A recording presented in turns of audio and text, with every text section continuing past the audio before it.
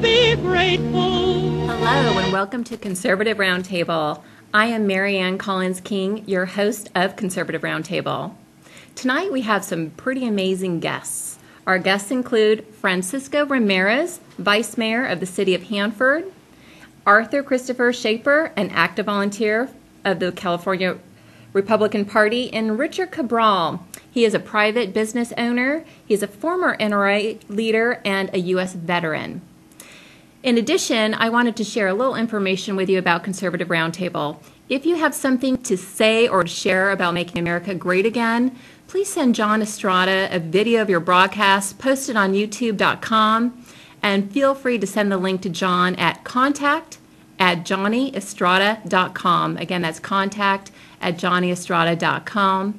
And the best of the best will be broadcasted on Conservative Roundtable. Moving forward, we have on Skype Mr. Francisco Ramirez. Hello, Francisco, and welcome to the show. Hello, and thank you for having me. Great. Now, Francisco, we understand that you are the Vice Mayor of the City of Hanford, California. That is correct. Wonderful. Now, how long have you been in this capacity? I've been in City Council since November of 2014, and I just got elected the Vice Mayor in beginning of January. Very good. Now, would you please share with us a little of your background as far as your school, what college did you go to, and then moving forward, what brought you to feel that you'd be an integral part of the political scene in Hanford, California? You know what? I have a Master in Business and Bachelor of Computer Science from Columbia Pacific University, and I have different certifications in different fields. But the reality for me is I lived in a district that was really impoverished, and I seen that there was a need for a strong voice in that part of the district. And as a whole, as a community as a whole, there was, I truly believe 8 years ago, there was a lack of leadership that brought real issues to the table. So what would be further issues on the table that you prefer to bring to the council? One of the major things that I've been seeing was lack of branding for our community, and there was lack of, I would say, motivation to economically stimulate our economy. What I mean by that is that there was no incentives for downtown.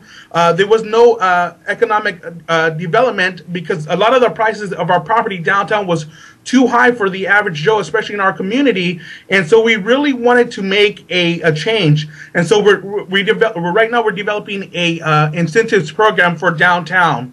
And I see that there was a lack and a lack of opportunity to bring I would say a McDermott Fieldhouse type development to downtown or in the surrounding area, because I see from a lot of people that there was no youth activity center, and that's one of my future plans in 2016 is to bring a McDermott Field to the city of Hanford.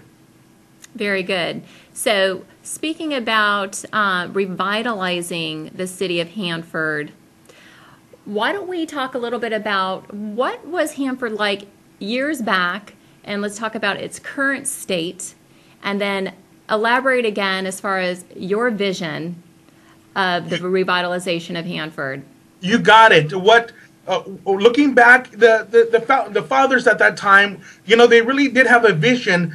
But as progression changes, it changes. And one of the things that we really seen, and I really seen back in 8 years ago, 12 years ago, was there was too much regulation. As we all know, as conservatives, when there's too much regulation, it really doesn't benefit the community as a whole. Right. So, like big government versus smaller government, right? Correct, correct.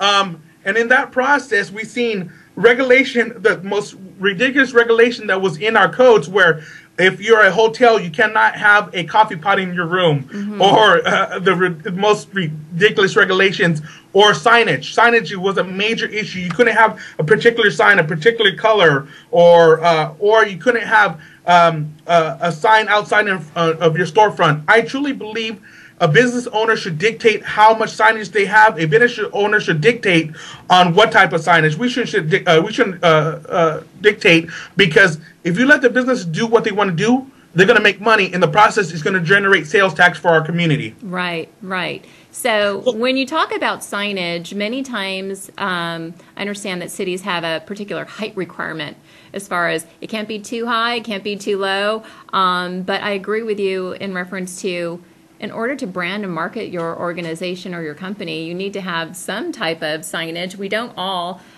depend upon our iPhones or the computer as far as, or even the newspaper, local newspaper, as far as advertising. So are there particular requirements in the city of Hanford that has really been driving these business owners saying, you know, this makes no sense in these ordinance and these regulations? You know, what do they do? How do they respond? You know, we're responding with a proactive approach. Back then, you know, it was no. We're developing it where we're looking at the signage, the height, the requirements, and say, hey, maybe we could be more lenient for you to come into the business and create your own signage. You know, a long time ago, they used to have neon signs. We would like, me personally, I want to see that back, because I'm like a fly. If I see a nice bright sign, I'm going to take a look at it and maybe buy a product or something. And we see that actually working. Another program that was really apprehensive to developing economically for downtown was we had as a theater ordinance that no new theater could be developed only within downtown. In that process, if we wanted if a theater wanted to develop on the west side or the east side, they couldn't, because the zoning ordinance stated that they could only build in downtown. Mm-hmm. We released that zoning ordinance. Now it could be built east, south, west, wherever you want to be built. And we have 2 new future developments coming because of that. Excellent. So, in your mind's eye and in your vision, how do you see Hanford, say, within the next 5 years? What would you like to see? Honestly, it takes... not only in vision, it takes leadership. And, absolutely, people say it takes a team. I have a great team behind me, and it takes a great leadership altogether. We have a great city manager right now. We have a great city staff, and we got a great city council.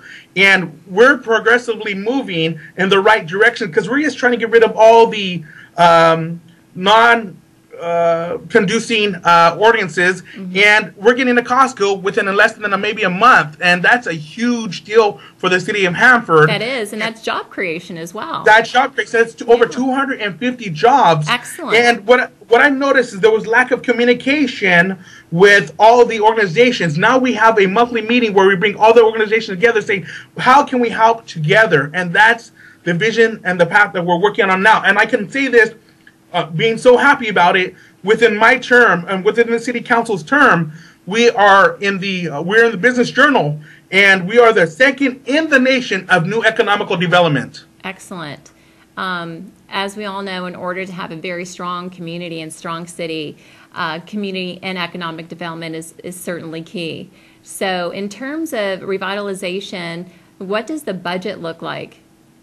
We're steadily increasing our budget, because we're finding little things that were missed, so to speak. One of the things that we looked at since I've been in office is we recovered over $500,000 in overcharged property administration fees from the county, and now we can set aside that money for economical development. And we're finding every little possible little money, that one-time money, and we're going to use it for economical structure anywhere it's needed. One of the things that I did, and I got self-help in my district, there was a run-down house that had prostitution, there were gang activity, they were selling drugs out of that house. We got it destroyed within 8 months, and that's clears great. In the process, it clears blight, and it creates an atmosphere where people will move in. And we got it coordination with self-help, and so self-help or Habitat for Humanity might help develop a new house. Excellent.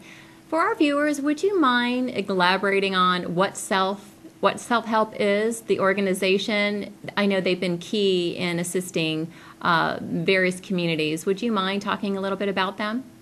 Not a problem. Self-help is a organization that looks at and determines what necessary measures or implementations. If it's a house, they can help with finances, they can help with development, they can get developers and say, hey, we have a project that can be developed, and they actually have a better criteria of grants than the city does. Depending on the city, if you're a low-income city, 70% you can get more grants, but self-help has its own particular grants that we can capitalize and utilize that to build a house for a underprivileged family or something of that nature. And self-help has been on a really great structure with the city, and hopefully we get even Habitat for Humanity, where they build. If the person wants to have a house, they actually help build that house. Excellent. So, in terms of Habitat for Humanity, how many houses have they built?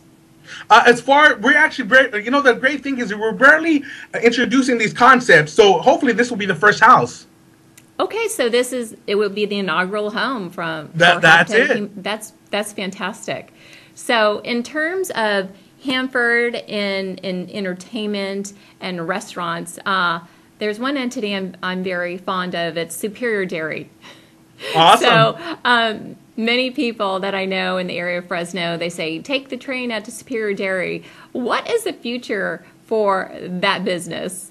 It's looking great, and actually we're restructuring downtown, where if you go to Superior Dairy, we're trying to, the city council just approved a $75,000 redevelopment or inspection of the Bastille right across the street from Superior Dairy, because we would like to see a steakhouse or something in that Bastille. It used to be an old jail in the mid 1800s, 1900s, the early 1900s, where we want to give that nostalgia back of the city of Hanford. And we're actually looking at movie industry coming back, because we have actually, people are not aware, Casino was actually made in the city of Hanford, and like 8 other known movies were made in the city of Hanford, and we want to bring that branding back to our community. Excellent. So what you're saying is get on that train and go on out to Hanford to Superior Dairy. Yes, enjoy that ice cream. You're not going to get that little tiny, if you're going to a regular ice cream place, you're not going to get that little tiny cup. It's going to be this huge, and you can't finish it. Got it. Excellent. Well, thank you very much for sharing that. Viewers, we are going to go to a break, and we look forward to seeing you momentarily.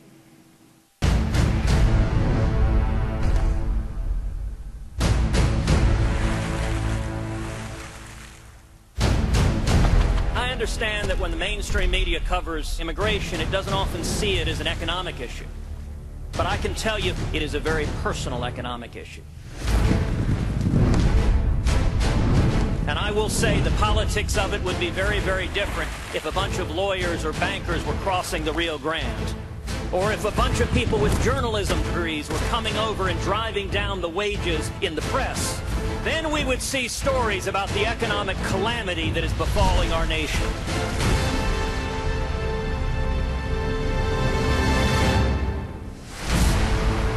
If I'm elected president, we will triple the Border Patrol. We will build a wall that works. We will secure the border. I'm Ted Cruz, and I approve this message. Under President Obama and Secretary Clinton, the world is more dangerous, and America is less safe. If I'm elected to serve as Commander-in-Chief, we won't cower in the face of evil. America will lead. We'll rebuild our military. We'll kill the terrorists. And every Islamic militant will know, if you wage jihad against us, you're signing your death warrant. And under no circumstances will I ever apologize for America. I'm Ted Cruz, and I approve this message. Securing our borders and stopping illegal immigration is a matter of national security. That's why I fought so hard to defeat President Obama and the Republican establishment's Gang of 8 amnesty plan. Their misguided plan would have given Obama the authority to admit Syrian refugees, including ISIS terrorists. That's just wrong. When it comes to radical Islamic terrorism, I think we need to rediscover Ronald Reagan's strategy. We win, they lose. I'm Ted Cruz, and I approve this message. You know, I just wanted to take this time to say to all of you, I want you to come back to this side as much as you can, because here we're going to talk one-on-one about what we can do to stop this world from going entirely crazy. Things are bad, and they're getting worse. But if you remember me, Larry Nichols, the Clinton days, that was another important time in history. You had another group of people that were trying to take over and change everything and change the world. Well, if you hadn't looked, most of the people Obama's brought in, they're the same crew. And they're trying it all over again. Except this time, it looks like they're going to pull it off. So I just wanted to do a very short welcome for you and everybody to see it's me again. I'm back. And I'm back to try to help. To try to stop something that is going to destroy us, one and all. More important than that, it's going to destroy our kids and our grandkids and our grandchildren's grandchildren. I know times like these, all of you feel like nothing's working. Everything has changed. Well, let me assure you, everything has. But I promise you this, it doesn't have to be this way. We can get it back. If you'll just join with us. Come here, tell friends, tell your neighbors. Come here. Some of the things you hear me say, they're going to be a little bit weird. But folks, we're in times where weird isn't really weird anymore. So remember this, my name is Larry Nichols. You can come to nicholslive.com and we'll talk again. As we raise our voices in a solemn prayer. Welcome back to Conservative Roundtable. I am Marianne Collins King, and our next guest this evening is Richard Cabral. Richard is from San Bernardino, California. He is an owner of a private business named Short Rifles. He is a former leader of the National Rifle Association and a firearms specialist. Also, Richard is a U.S. veteran. I'd like to say thank you for your service, Richard. How are you this evening? You're welcome. It was an honor, and I just want to make a small shout-out to all the vets. Thank you for your service, and don't forget to vote, and you know how to vote. Yes, yes. Well, once again, welcome to our show. Would you tell us a little more about your background and how you became involved in the conservative movement? Well, you know, you never know. You take a hobby and you turn it into you turn it into a business, whether you succeed at it or not. Sometimes you do and sometimes you don't. But I really didn't even give that a lot of thought. I was more concerned about one of the biggest issues that we had at the time serving in the military. Those of those guys out there that usually carry a rifle. I'm not talking of guys that fly jets and drive tanks, but the basic boots on the ground infantry soldier or Marine, 11 Bravo or 003. Everybody knows what those numbers mean. 11 Bravo is infantry for the Army, and 03 is infantry for the Marine Corps. And the biggest thing is that over the last, I guess you would say, well, I would even have to say it started back during the Vietnam War when we entered that war. We entered with a certain rifle called an M14, and it was a little long. It was a 30 caliber. The Kalashnikov, which is what the Charlie or Viet Cong or VC or the Vietnamese Army, RVN, whatever the titles that they carried, they all carried the Kalashnikov, everybody known to as the AK-47. And all that said and understood, come forward to the present day. When you compare rifles and ballistics and all the, you got to understand. Sometimes it's difficult for people to understand that the business of infantry is killing and destroying and blowing things up. That's their job. And it is the essence of what most guys in combat are. People think that, we're a bunch of nice guys, and which we are. I mean, we wouldn't be serving our country and doing these kind of things to protect Americans at home if, we weren't doing that. But, I kind of get long-winded on some of this stuff because I'm very passionate about this subject. And the subject is basically the rifle that the small arms that the infantry carry. Mm-hmm. Now, to the present day, from the Vietnam to the present day, we had what we call the M16 during the Vietnam War. Today they call it the M4. I am not a big fan of that rifle. It's not the rifle that's bad. It is the cartridge. It shoots a 22 caliber bullet, which most people don't understand that. Well, the M14 shoots a 30 caliber bullet. It's like comparing a bullet traveling at light speed and it traveling, the 30 caliber is traveling at 2,800 feet per second, and the smaller one is traveling at 3,000 feet per second. Mm-hmm. The problem is that the smaller bullet doesn't create a very large wound channel. Remember, we're trying to kill the bad guys. So even to this day, they still have that problem. This has been going on for 50 years. So what I did is, since I was very partial to the M14 and 30 caliber rifles, I designed a stock that would shorten the rifle a foot. The biggest problem with the M14 rifle, it's too long. It's 44 inches long, and you can't manipulate that kind of a rifle in close quarter combat. CQB is its known. So that was the genesis of Short Rifles, your company, correct? Yes, it's called shortrifles.com. If they want to check out the website, they can see what I've done. And all I did is design a stock to make a rifle shorter, which would make it easier to manipulate a large caliber rifle. And that's basically what I've done. And who would you say is your main customer? Who is your audience, so to speak? Well, it turns out that it's truly unfortunate that because the way the Department of Defense works. Now, mind you, when I started this project, I wasn't thinking about the Department of Defense. Mm-hmm. I was only thinking about the boots on the ground. I'm not going to claim that I'm some smart business guy, because if I really was a smart business guy, I probably would have never done this. Right. But because I knew that there had to be a solution to this problem. Mm-hmm. And basically what I did is I created this stock. And usually most of my customers, believe it or not, my number one customer is law enforcement.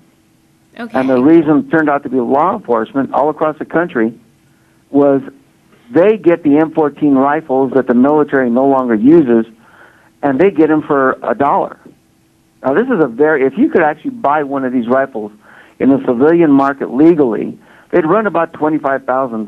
Mm-hmm. That's what they would cost. I know it sounds crazy, but that's because it's a Class 3 rifle. I'm not going to get into all that. Right. But that's a whole different thing. I'm sure it's very detailed, and there's a lot more information. But law enforcement is my number one customer. Civilians are my number two, and then all the special forces are the number three, because I don't have to deal with the Department of Defense. I don't have to deal with a lot of other these. I don't have to deal with the bureaucracy. The problem with the bureaucracy, as we all know, it's very corrupted. And if all these politicians are not getting their piece of somebody, then you're not going to sell anything. Right. And that's basically where I found myself. Well, with that being said, as most of our viewers know, we are touching on the subject of the Second Amendment of the United States, of the United States Constitution. So with that being said, I would like to actually articulate that in a very short manner. The Second Amendment of the United States Constitution, it reads as follows: a well-regulated militia being necessary to the security of a free state, the right of the people to keep and bear arms shall not be infringed. A well-regulated militia being necessary to the security of the big thing there is people need to understand about the Second Amendment.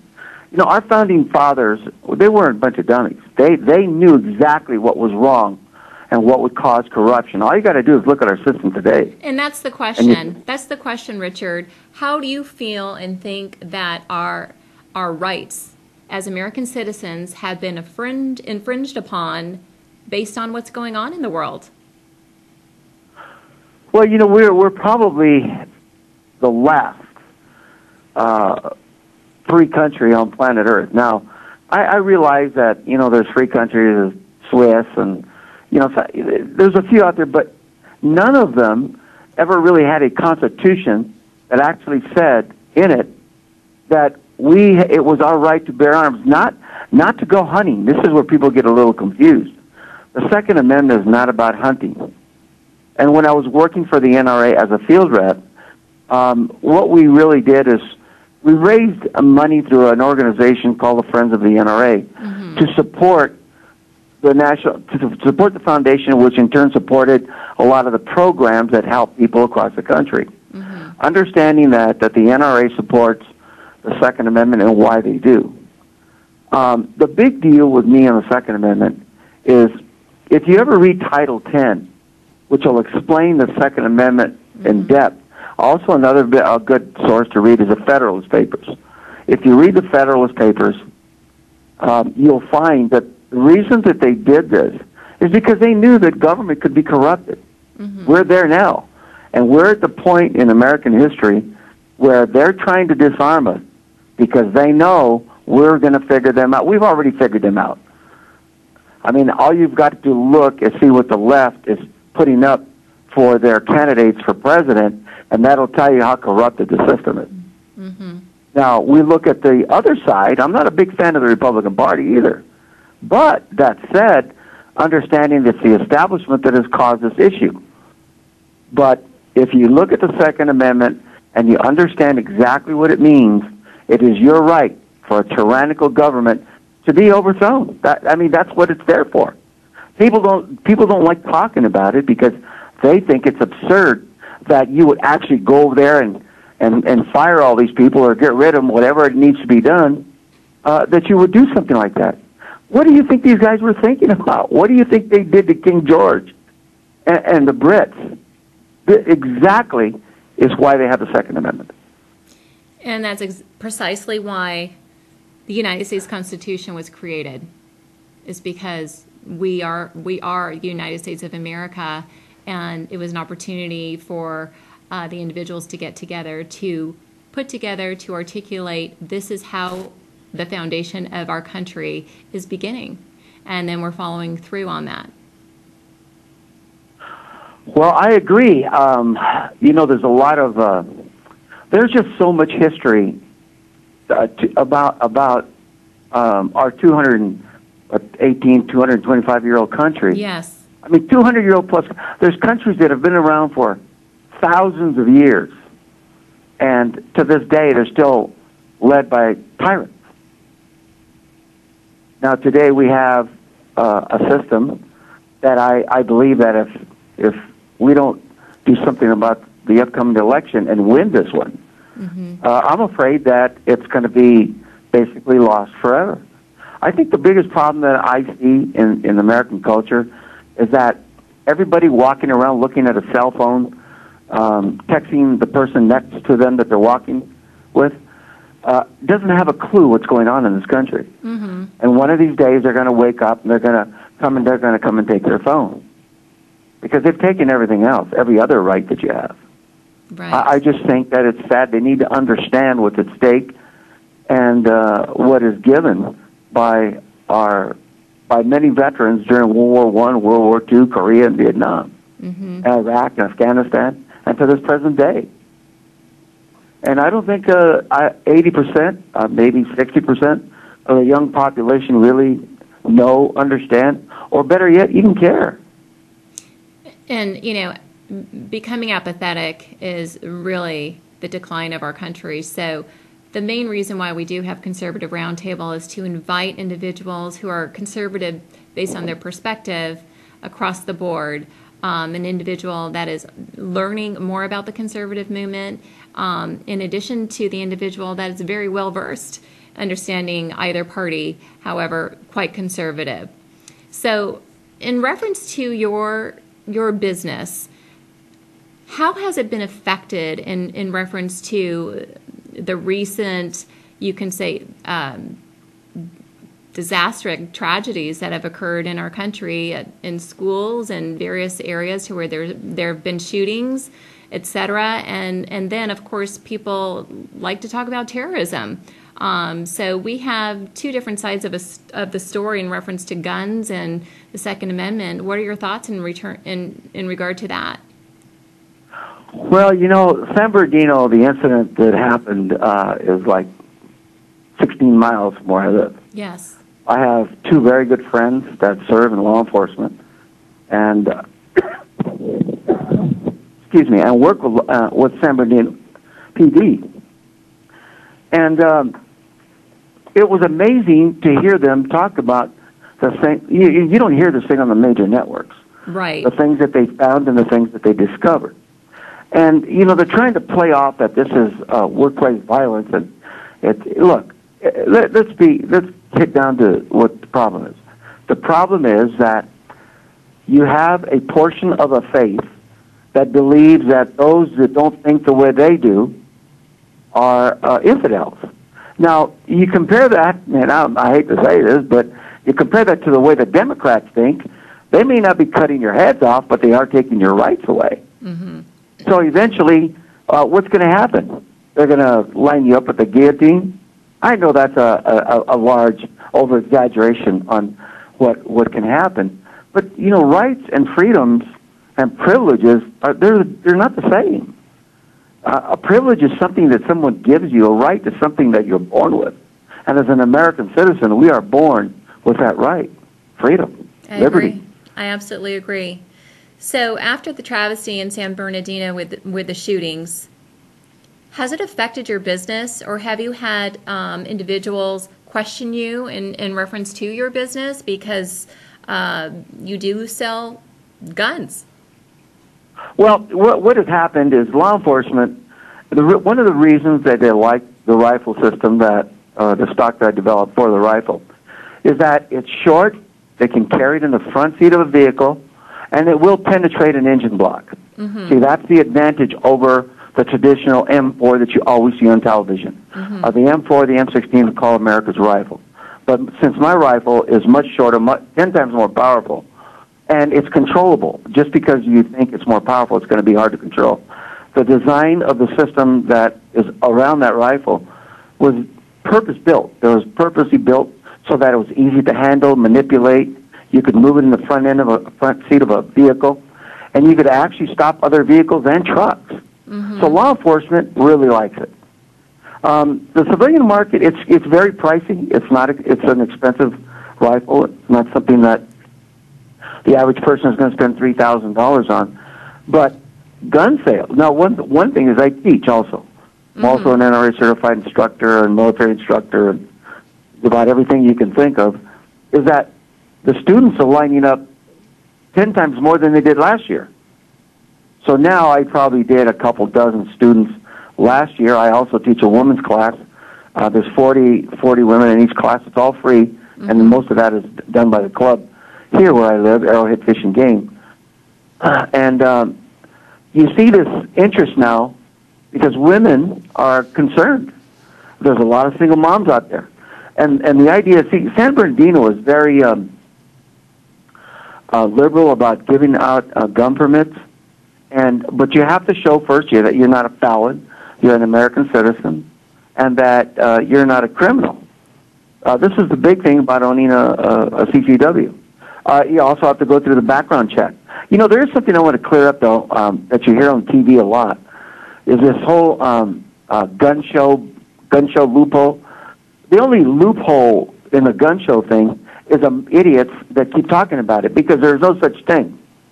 If you buy a gun at a gun show, you have to go through the same process, the absolute same process that you do when you go to a gun store. There is no difference. I'm glad you brought that up. So would you repeat that again about the process? Sure. So we're very clear on that, because several people are unclear and there could be some confusion. Okay, in order to sell a gun, let's just say that you found a rifle, or your grandpa gave you a rifle, and you didn't know how to sell it. Mm-hmm. And you said, well, you can take it to the gun show, and you could physically go in there, and you could sell the gun. Okay, now the way this works, now if you sell it directly to a person without doing the paperwork, you're automatically in trouble. Okay, you'll become a felon.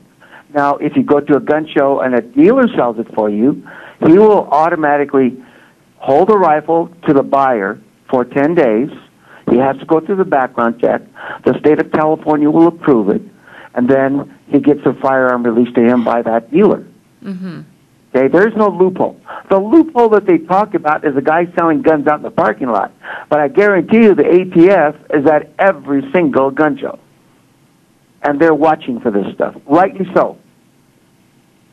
Rightly so. Excellent. Because the last thing you want is for somebody to be selling guns to criminals or gangbangers or any of that stuff. This is what causes the problem. Now, all the issues that have been caused in these school shootings, all the firearms are bought legally. Some guy did something illegal and he bought it for somebody else, which is illegal. But as far as buying a gun at a gun show, you will have to go through a 10-day waiting period. Period. Assuming that everybody is following the rules. That is the law. Okay. There's no such thing as a gun show loophole. That's a bunch of crap. Yeah. So we do not want those loopholes. So to wrap this up, what are the last few words you'd like to share with our viewers this evening before we go to break? What was it? Say again? Do you have the last few words before we go to break? The last few words before we go to break were basically there's no such thing as a gun show loophole. No such thing.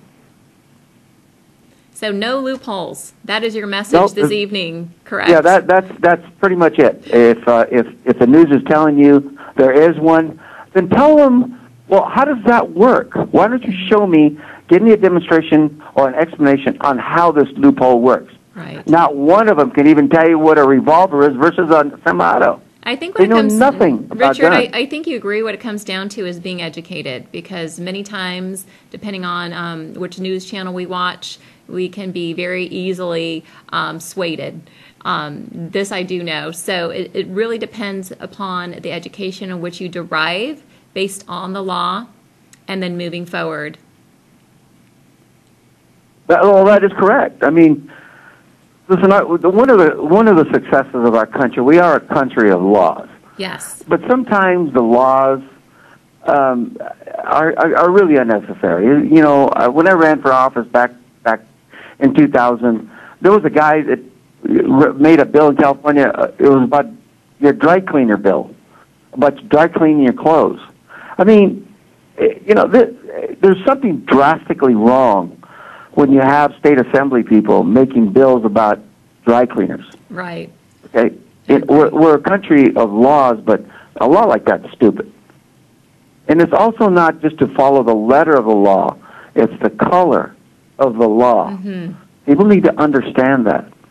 And I think that's a big misnomer on people following the letter of the law. Very true. Well, Richard, thank you very much for your time this evening. We appreciate you being on the show, and we're going to move on to break. Thank you again. Take care. Thank you. Good night.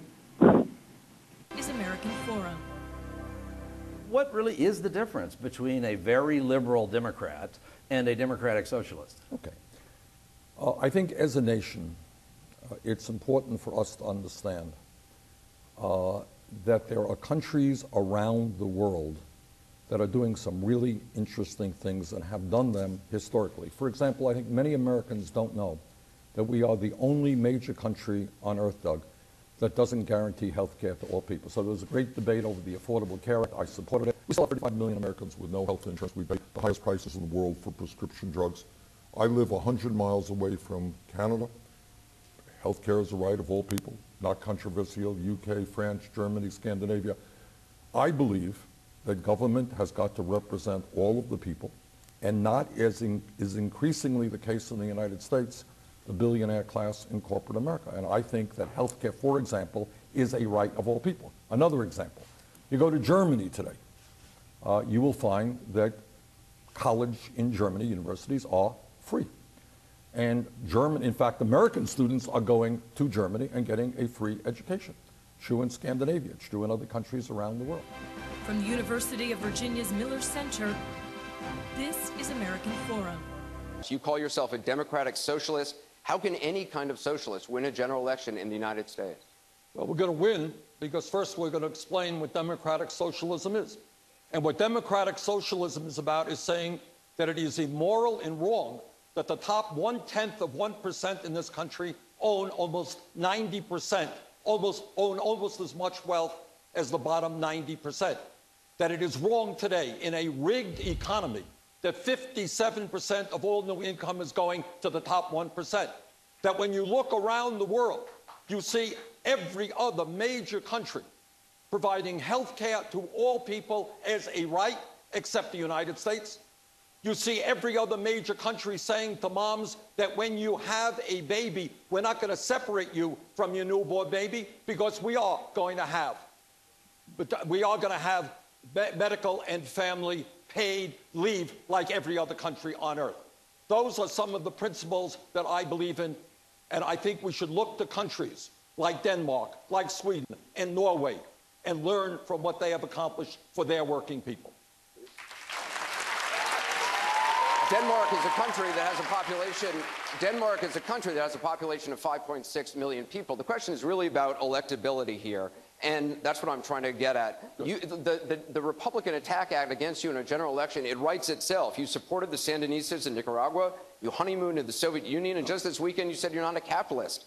Doesn't that ad write itself? Well, first of all, let's look at the facts. The facts that are very simple. Republicans win when there is a low voter turnout, and that is what happened last November. 63% of the American people didn't vote, Anderson. 80% of young people didn't vote. We are bringing out huge turnouts and creating excitement all over this country. Democrats at the White House on down will win when there is excitement and a large voter turnout, and that is what this campaign is doing. You don't consider yourself a capitalist, though?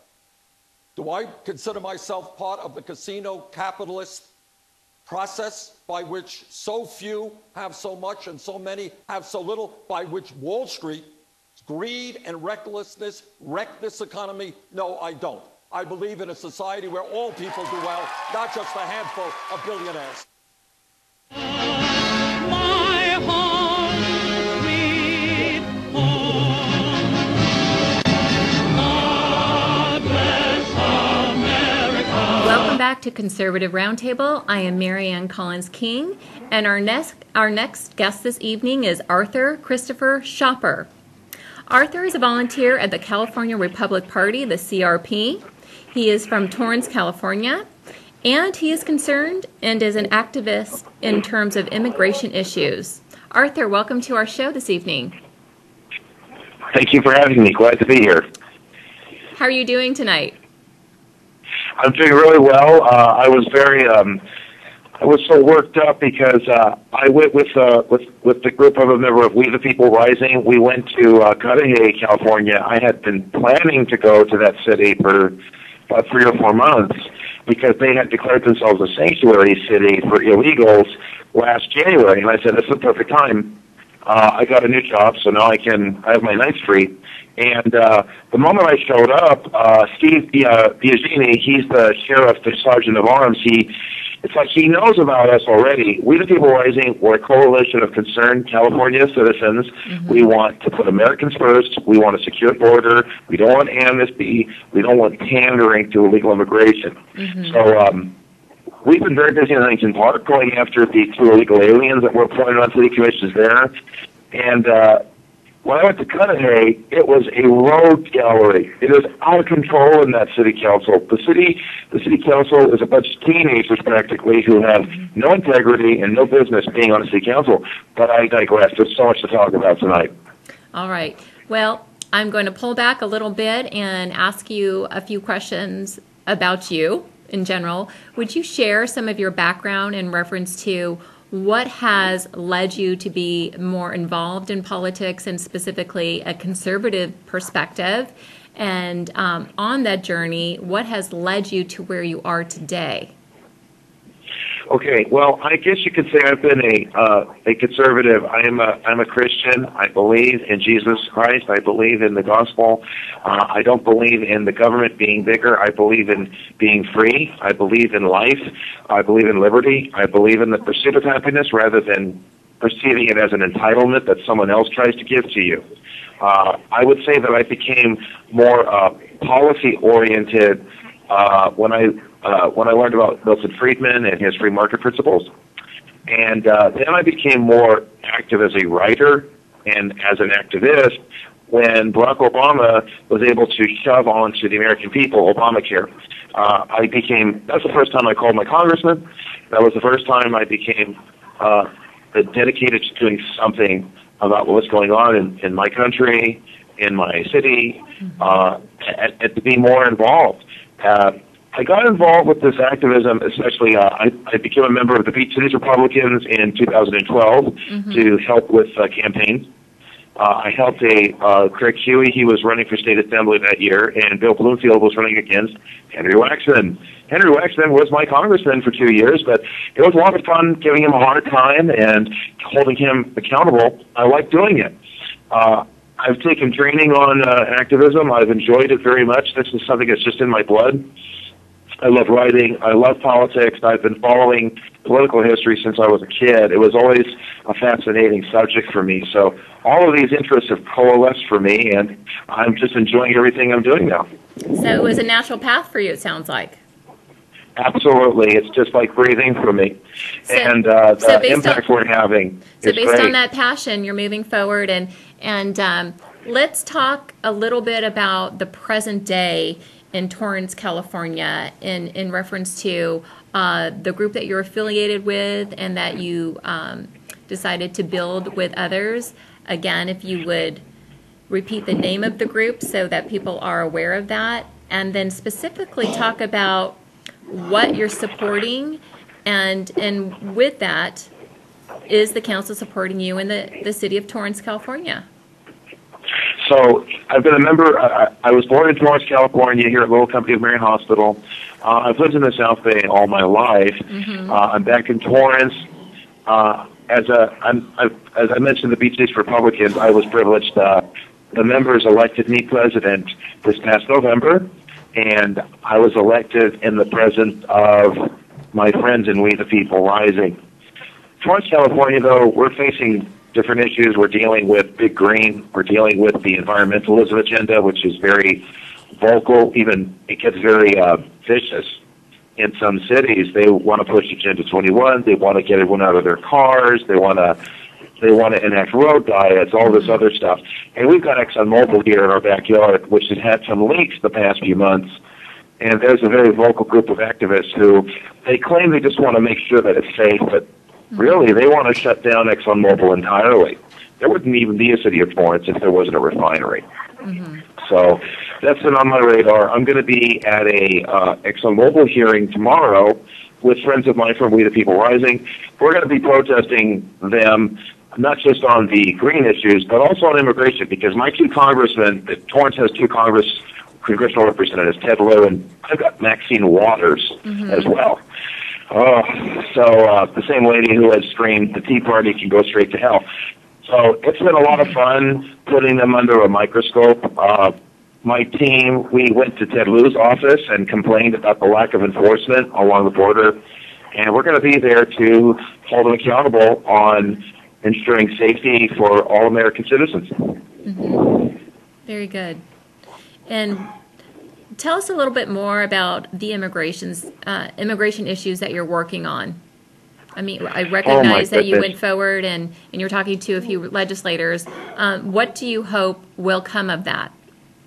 Okay, first of all, in Huntington Park, there are three clear goals. Huntington Park, California decided on August the 3rd, 2015, to appoint 2 illegal aliens to city commissions.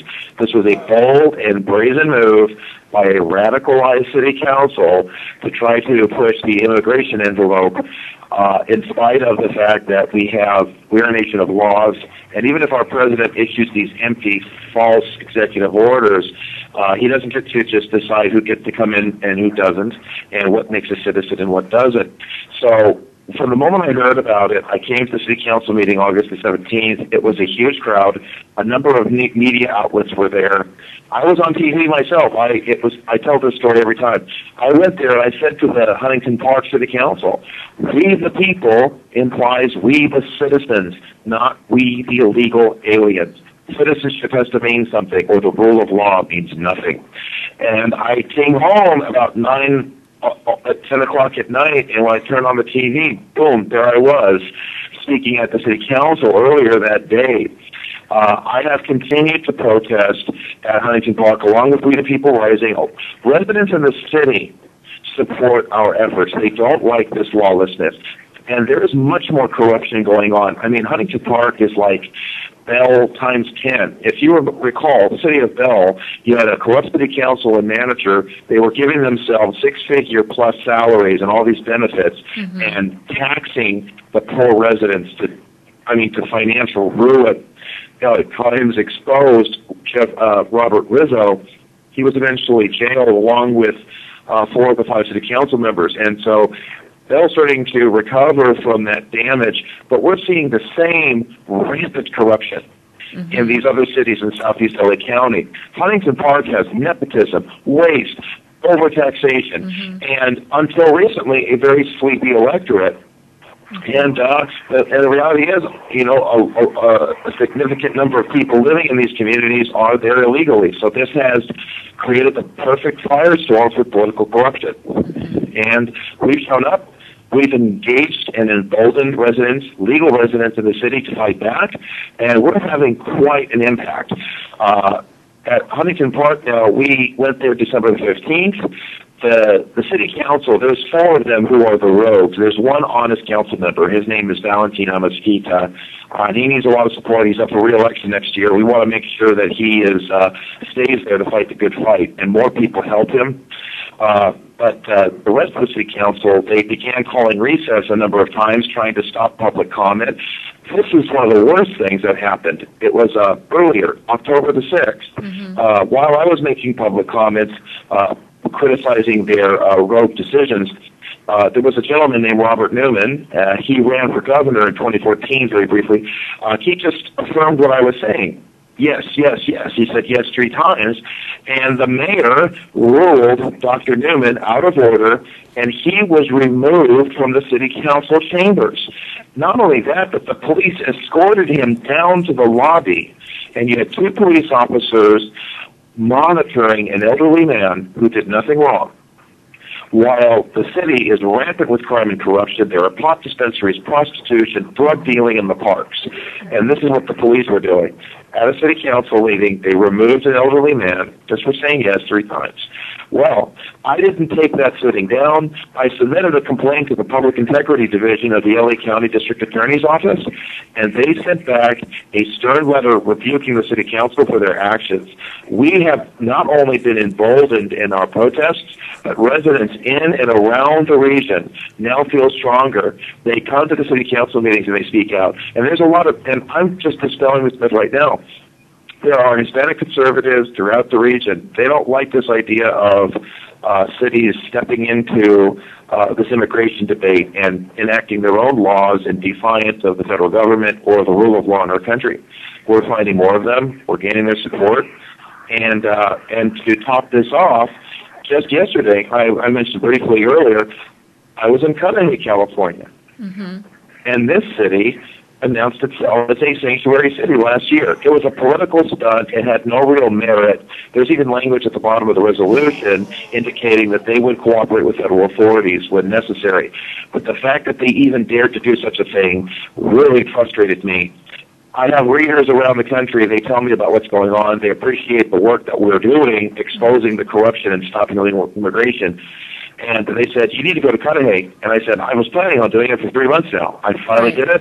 You had a plan. I cannot believe how corrupt and chaotic that city has become. The city council is just so corrupt. It's crazy. Arthur, so the fact that now you have a group that are collaborating together, We the People Rising, yourself and these individuals within the group, what would be your main goals for 2016 to improve a better Torrance, California? a better Torrance, California? To improve the atmosphere as of everything you spoke about in reference to corruption? Well, this is the thing. In Torrance, California, we've got a great slate of candidates running for city council. Good Republicans. One of the city council members was a declined estate, became a Republican. I'm reading so many great stories. A lot of Democrats becoming Republican. I have Democratic friends here in the South Bay who are conservative. They're voting Republican. They despise Barack Obama. They cannot believe how left-wing and communistic the Democratic Party has become. Most importantly, this is my special shout-out. I have a Republican assemblyman for the first time in 24 years. David Hadley ran one of the most incredible ground game operations imaginable. He and his team, there was a South Bay 100, there were donors, local elected officials, they all teamed up behind him, one candidate, and he was able to defeat an incumbent here in the South Bay. That incumbent is now running that ousted incumbent is running for re-election. He's a weak candidate to begin with. David is looking stronger by the minute. He's one of the most effective legislators we have. He passed a school choice bill for military families here in the South Bay, in a state where the PTA pulls the strings of every Democratic legislator.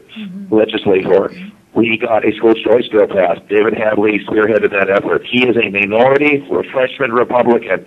He has gotten more done than the previous assemblyman, a Democrat.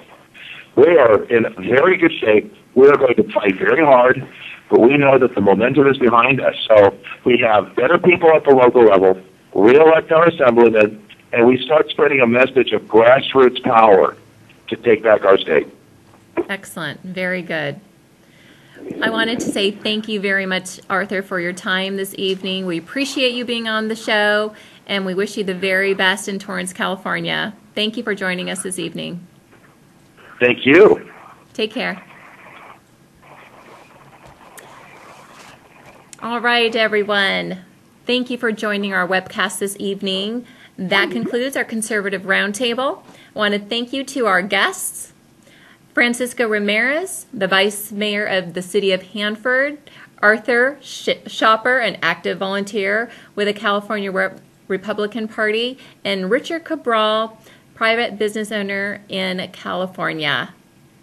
With that being said, I want to thank you, our viewers. If it was not for you, we would not be here, would not be possible. We want to be able to share a conservative perspective as far as what's going on locally, in our community, in our state, and in our nation. So until then, we look forward to visiting with you next week, Tuesday, 8 p.m. here at CentralValleyTalk.com. And again, until then, keep it conservative, take care, God bless, and God bless America. From the mountain to the prairie to the old. Goodbye, Daddy. Bye, Dad. Don't be late. No. White with gold. God bless America.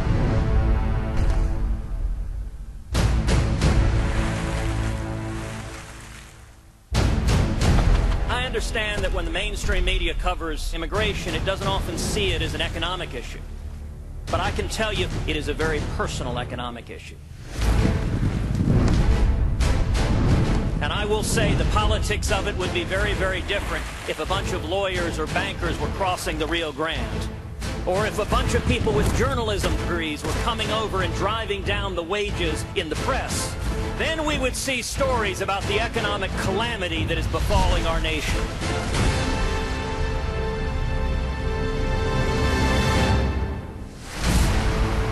If I'm elected president, we will triple the Border Patrol. We will build a wall that works. We will secure the border. I'm Ted Cruz, and I approve this message. CentralValleyTalk.com